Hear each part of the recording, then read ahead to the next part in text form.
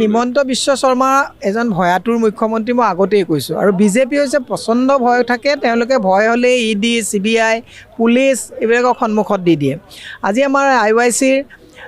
যিজন কেন্দ্ৰীয় সভাপতি তেখেতক হোটেলত এৰেষ্ট কৰি ৰখা হৈছে তেওঁৰ মোবাইল লৈ গৈছে বুলি শুনিছোঁ আমাৰ জুবেৰ তেওঁকো হাউচ এৰেষ্ট কৰা হৈছে ইয়াৰ অৰ্থটো কি তাৰমানে গণতান্ত্ৰিক প্ৰতিবাদক তেওঁলোকে দমনমূলক নীতিৰে যদি মষিমূৰ কৰিব বিচাৰিছে হিমন্ত বিশ্ব শৰ্মাই মূৰ্খৰ স্বৰ্গত বাস কৰিছে হিমন্ত বিশ্ব শৰ্মাই সদায় কয় যে অসমত আন্দোলন নাই প্ৰতিবাদ নাই আন্দোলন নাই আৰু প্ৰতিবাদ যদি নাই তেতিয়াহ'লে তেওঁলোকে কিয় 163 ধাৰা প্ৰয়োগ কৰিবলগীয়া হৈছে তাৰমানে আন্দোলন প্ৰতিবাদ আছে মই হিমন্ত বিশ্ব শৰ্মাক সদায় কৈ আছোঁ কেৱল কংগ্ৰেছে যে প্ৰতিবাদ কৰিছে এনেকুৱা নহয় হিমন্ত বিশ্ব শৰ্মাক মোৰ লগতে মই কৈছোঁ যে বলকচোন স্বচ্ছলত বোলক স্বচ্ছলত শিক্ষকে প্ৰতিবাদ কৰিছে দিব্যাংগসকলে প্ৰতিবাদ কৰিছে যান বাহনৰ চালকসকলে প্ৰতিবাদ কৰিছে ব্যৱসায়ীসকলে প্ৰতিবাদ কৰিছে আজি গাহৰি পালকসকলে কৰিছে আজি গৰু যিসকল মিত্ৰ বন্ধু আছে তেওঁলোকৰ কৃষকৰ মিত্ৰ বন্ধু আছে তেওঁলোকে কৰিছে প্ৰত্যেকে প্ৰতিবাদ কৰিছে হিমন্ত বিশ্ব শৰ্মাই দেখা নাপায় হিমন্ত বিশ্ব শৰ্মাই যদি প্ৰতিবাদ নাই বুলি কয় তেতিয়াহ'লে আমাৰ এখন ৰাজভৱনৰ সন্মুখত যিটো কন্দুৱা গেছ দি পেলাই মানে নিয়ম বহিৰ্ভূতভাৱে কন্দুৱা গেছ দি পেলাই আমাৰ মৃদুল আমাৰ সহকৰ্মী হেৰুৱাবলগীয়া হ'ল আজি ইমান পুলিচ ইয়াত মোতায়েন কৰিবলগীয়া হৈছে তাৰ অৰ্থ এইটো হৈছে হিমন্ত বিশ্ব শৰ্মাই গম পাইছে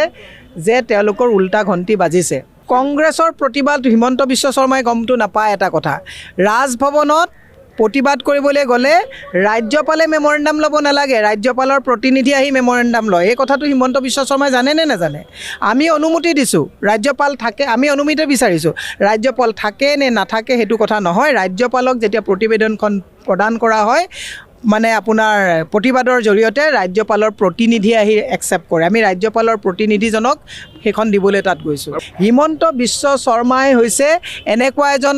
ব্যক্তি যি কোনো নীতি নিয়ম একো নামানে গতিকে তেওঁ সময়ে সময়ে ভিন্ন ৰূপ ভিন্ন মত ভিন্ন সময়ত তেওঁ বিভিন্ন কথা কৈ থাকে গতিকে হিমন্ত বিশ্ব শৰ্মাৰ পৰা নীতি শিক্ষা কংগ্ৰেছে ল'বলগীয়া নাই হিমন্ত বিশ্ব শৰ্মাই এটা কথা জানা দৰকাৰ যে তেওঁ আজি মোৰ হাঁহি উঠিছে যোৱাকালি তেওঁ কৈছে যে ৰাহুল গান্ধী ডাঙৰীয়াই শিষ্টাচাৰ নাজানে হিমন্ত বিশ্ব শৰ্মাৰ পৰা অসমৰ মানুহে শিষ্টাচাৰ জানিবলগীয়া আছে নেকি যেতিয়াই উত্তৰাখণ্ডত গৈ ৰাহুল গান্ধীৰ পিতৃ পৰিচয় সুধিছিলে সেইদিনাখনে অসমৰ প্ৰতিজন সংস্কৃতিৱান মানুহৰ সন্মান তেওঁ লাঘৱ কৰি থৈ আহিছিলে সোনিয়া গান্ধীৰ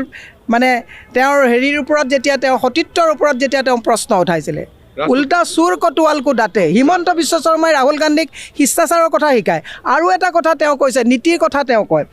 কৈছে আমি ৰাহুল গান্ধী ডাঙৰীয়াক আমি ক্ষমা বিচাৰিব কৈছোঁ আৰু যদি নকৰে ফ'ৰ্চ কৰিম হু আৰ ইউ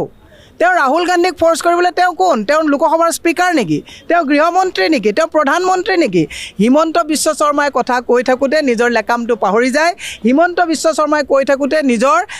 দায়িত্বটো তেওঁ পাহৰি যায় সেই কথাখিনি আমি কৈছোঁ আজি আমাৰ প্ৰতিবাদ আজি শ্ৰদ্ধাঞ্জলি আছে শ্ৰদ্ধাঞ্জলি অনুষ্ঠানত কোনেও বাধা দিব নোৱাৰে আৰু শান্তিপূৰ্ণভাৱে আমাক B.R. আম্বেদকাৰ ডাঙৰীয়াৰ মানে নেতৃত্বত আমি যিখন আমি সংবিধান পাইছোঁ সংবিধানে দিয়া অধিকাৰ খৰ্ব কৰাৰ নৈতিক অধিকাৰ হিমন্ত বিশ্ব বাহিনীৰ নাই গতিকে আমাৰ যিখিনি আমি গণতান্ত্ৰিকভাৱে আমি একদম পূৰা অহিংসভাৱে যিটো আমি প্ৰতিবাদ কৰিম তাক বাধা দিয়াৰ অসমৰ কোনো মুখ্যমন্ত্ৰীৰ এইটো মানে